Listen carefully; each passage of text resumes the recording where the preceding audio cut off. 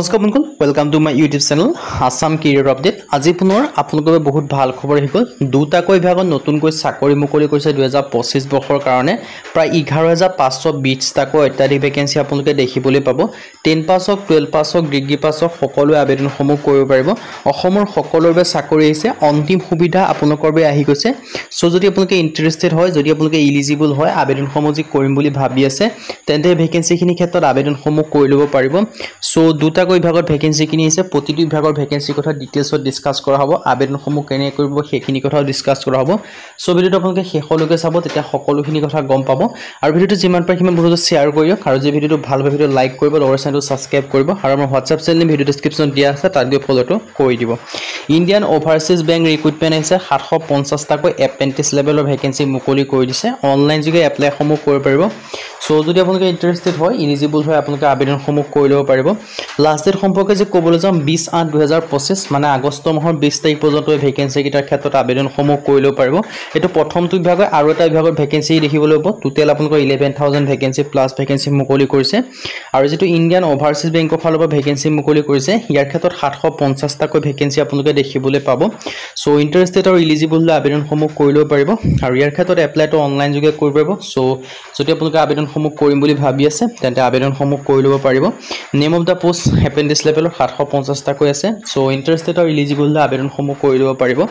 So যদি interested হয়, eligible হয়, আবেদনসমূহ কৰি ল'ব পাৰে। কেটেগৰিজ ভেকেঞ্চিখিনি দেখিব পাৰিছে। SC কেটেগৰীত 169টা, STৰ ক্ষেত্ৰত 61টা, OBCৰ ক্ষেত্ৰত 272টা, EWSৰ ক্ষেত্ৰত 32টা, URৰ ক্ষেত্ৰত 216টা, নাম্বাৰ অফ পোষ্ট আছামৰ ক্ষেত্ৰত দেখিব পাৰিছে 4টাকৈ ভেকেঞ্চি দেখিবলৈ পাব।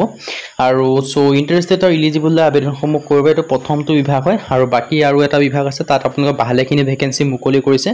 সো ইণ্টাৰেষ্টেড আৰু ইলিজিবল হ'লে আবেদনসমূহ কৰি ল'ব পাৰিব। যদি আপোনালোকে মেট্ৰ'ত হয় 15,000 চেলাৰী পাব, আৰবানৰ ক্ষেত্ৰতো পাব।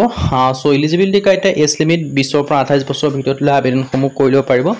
লগতে আপোনালোকে এজ ৰিলেক্সনসমূহ লাভ কৰিব। SC SC ক্ষেত্ৰত 5 বছৰকৈ, OBCৰ ক্ষেত্ৰত 3 বছৰকৈ, আৰু PWBDৰ ক্ষেত্ৰত 10 বছৰ পৰ্যন্ত এজ ৰিলেক্সনসমূহ লাভ কৰিব পাৰে।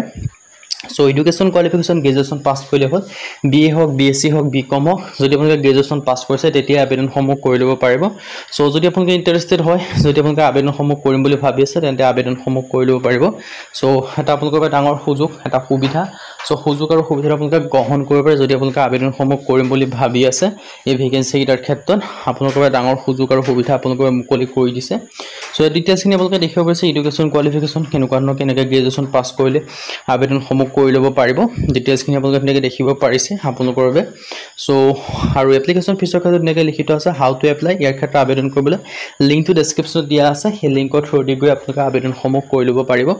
সো যদি আপোনালোকে ইণ্টাৰেষ্টেড হয়, ইলিজিবল হয়, আবেদনসমূহ আপোনালোকে কৰি ল'ব পাৰে। যদি আপোনালোকে আবেদনসমূহ কৰিম বুলি ভাবি আছে, আবেদনসমূহ 10 আগষ্টৰ পৰা ষ্টাৰ্ট হৈছে। লাষ্ট ডেটটো দেখিব পাৰিছে 20 আগষ্ট হয়। আৰু ছেকেণ্ড যিটো বিভাগৰ পৰা মুকলি কৰিছে, সেইটো মুকলি কৰিছে আপোনালোকৰ IBPS ক্লাৰ্কৰ ভেকেঞ্চি আহি গ'ল। বহুতে ক্লাৰ্কৰ ভেকেঞ্চি কেতিয়া আহিব কুৱেশ্যন কৰি থাকে। তেওঁলোকৰ বাবে ভাল খবৰ হৈ গ'ল, বেংক বিভাগৰ ফালৰ পৰা IBPS যিটো কয় ইণ্ডিয়ান বেংকিং পাৰ্চনেল ছাৰ্ভিচ, তাৰ পৰা ভেকেঞ্চি আহিছে। পাৰ্চনেল চিলেকশ্যন, তাৰ পৰা ভেকেঞ্চি আছে প্ৰায় 10,000 প্লাছ ভেকেঞ্চি দেখিবলৈ পাব, মানে 11,000 বুলি ধৰি ল'ব পাৰে। লাষ্ট ডেট আছে 21/8/2025, মানে আগষ্ট মাহৰ 21 তাৰিখলৈকে ভেকেঞ্চিকেইটাৰ ক্ষেত্ৰত আবেদনসমূহ কৰি ল'ব পাৰিব। সো যদি আপোনালোকে ইণ্টাৰেষ্টেড হয়, যদি আপোনালোকে আবেদনসমূহ কৰিম বুলি ভাবি আছে, তেন্তে আবেদনসমূহ কৰি ল'ব পাৰিব। এই ভেকেঞ্চিকেইটাৰ ক্ষেত্ৰত আপোনালোকৰ বাবে এটা ডাঙৰ সুযোগ আৰু এটা সুবিধা মুকলি কৰিছে। সো সুযোগ আৰু সুবিধা আপোনালোকে গ্ৰহণ কৰিব পাৰে IBPS বিভাগত যে চাকৰি কৰিম বুলি যদি ভাবি আছে।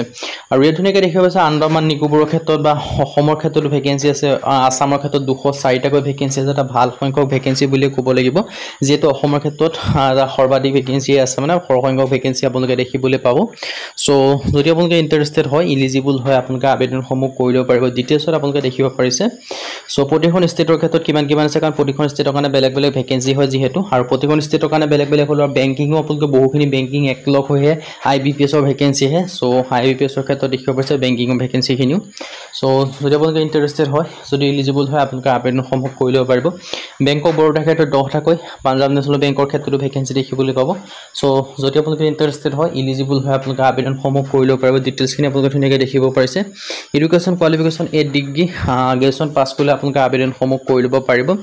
আৰু এই চিলেকশ্যনসমূহ লাভ কৰিব 20ৰ পৰা 28 বছৰৰ ভিতৰত। আৰু কম্পিউটাৰ বিষয়ত অলপ জানিব লাগিব লগতে সিম্পল গ্ৰেজুৱেশ্যন পাছ কৰিলে হ'ল BA হওক BSc হওক BCom হওক কোনো কথা নাই সো যদি ইন্টাৰেস্টেড হয় এলিজিবল হয় আবেদনসমূহ কৰিব পাৰিব এডভাৰটাইজমেন্ট আৰু এপ্লাই লিংকটো মই ভিডিও ডেসক্ৰিপচনত দিয়া থাকিব তাত আপোনালোকে ভালদৰে চাই মেলি আবেদনসমূহ কৰি ল'ব পাৰিব আজি ভিডিও মানে যদি ভিডিও ভাল হয় লাইক কৰি পেলাই লগতে চেনেলটো সাবস্ক্ৰাইব কৰি দিব এনেকুৱা ভিডিওসমূহ প্ৰতিদিনে পাই থাকিব আৰু মোৰ WhatsApp চেনেল ভিডিও ডেসক্ৰিপচনত দিয়া আছে তাত গৈ ফলোটো কৰি দিয়ক তেতিয়া আপোনালোকে ডেইলি জবৰ আপডেটসমূহ পাই থাকিব পাৰিব আৰু ভিডিওটো যিমান পাৰে সিমান বন্ধুজক শ্বেয়াৰ কৰি দিয়ক আজিৰ ভিডিওত লগ পাম